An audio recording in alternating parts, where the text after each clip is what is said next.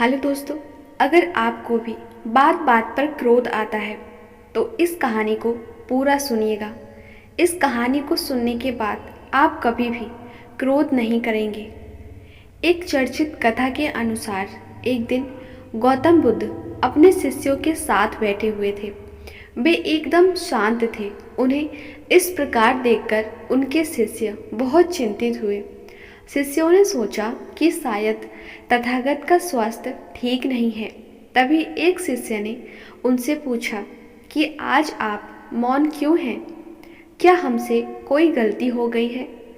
एक अन्य शिष्य ने पूछा कि क्या आप अस्वस्थ हैं?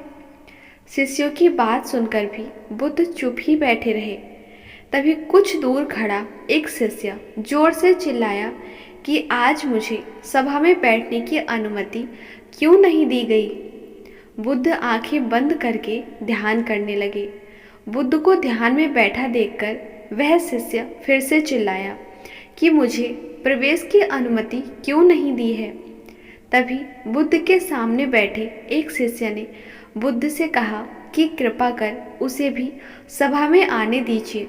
बुद्ध ने आंखें खोली और बोले कि नहीं, वह अछूत है, उसे आज्ञा नहीं दी जा सकती। ये सुनकर शिष्यों को बड़ा आश्चर्य हुआ।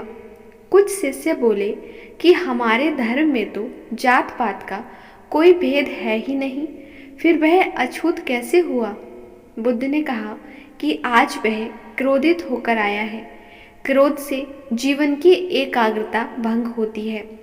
क्रोधी व्यक्ति मानसिक हिंसा करता है, इसलिए उसे कुछ समय एकांत में ही खड़े रहना चाहिए। क्रोधित शिष्य भी बुद्ध की बातें सुन रहा था। अब उसे खुद किए व्यवहार पर पछतावा होने लगा। वह समझ चुका था कि अहिंसा ही हमारा धर्म है। उसने बुद्ध के सामने संकल्प किया कि अब वह कभी क्रोध नहीं करेगा। दोस्तों, जो लोग क्रोध करते हैं वे कभी भी सुखी नहीं रह पाते हैं। क्रोध की वजह से जीवन में परेशानियां बढ़ती हैं और रिश्तों में दरार आ सकती है।